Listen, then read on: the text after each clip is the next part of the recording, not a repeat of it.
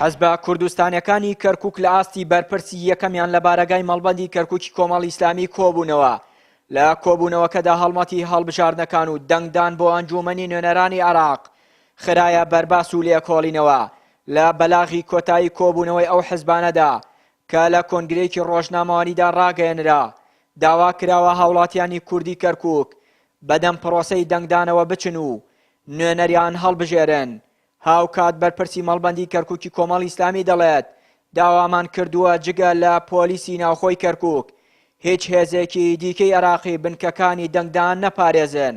داوا لە هاوڵاتیان دەکەین کە کارتی دەنگدانیان وەربگرنەوە و دەنگ بەو لایەنە بدەن کە خۆیان ئەیانەوێ و بەڕاستی دەزانن، چونکە پێچەوانەکەی دەنگی کورد کەم دەکات و ڕێگە بۆ تەزویر خۆش دەکات. دیارە ئێمە هەموو حزبەکان متفقین لەسەر ئەوەی کە داوا بکرێ پۆلیسی شاری کەرکووک پارێزگاری بنکەکان بگرنە ئەستۆ نەک خەڵکی تر، لەبەرەوەی ڕەنگە احتیمالە پێچەوانەکەی بێ خەڵکی چاوترسێن بکرێ بۆ ئەوەی نەچنە سەر سنووڕەکانی دەنگدان. بەڵام ئێستا ئەگەر ڕێگە بە ئاسایش نەدرێ ئێمە هەمومان متفقین و داواکاریمان ئەوەیە و هەوڵمان بۆ ئەوەیە کە پۆلیسی ناوشاری کەرکووک پاراتنی هەموو بنکەکان بگرنە ئەستۆی خۆیان کە لە هەموو پێکاتەکان پێکاتەوە.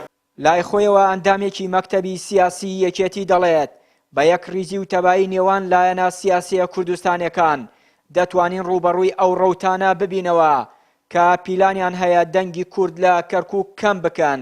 ئێمە حزبە کوردستانیەکان لە پێشتریش یەک دەنگی و یەک ڕێزیمان هەبووە و ئەمڕۆژ تاکیدمان لەسەرەوە کردەوە کە کوردانە و کەرکووکیانە کار بکەین.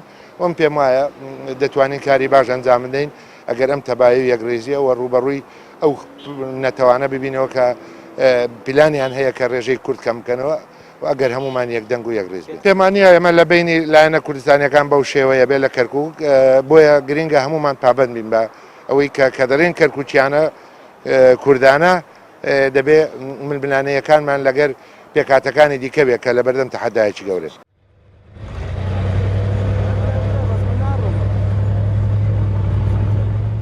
لە 14 ساڵی ڕابردوودا یەکەم جارە کورد لە کەرکووک بەبێ ئامادەی پێشمەرگە و ئاسایشی کوردستان بچێتە پرۆسەی هەڵبژاردنەوە و مەلەفی ئەمنی شارەکەش بە تەواوەتی لای حکوومەتی بەغداد بێت.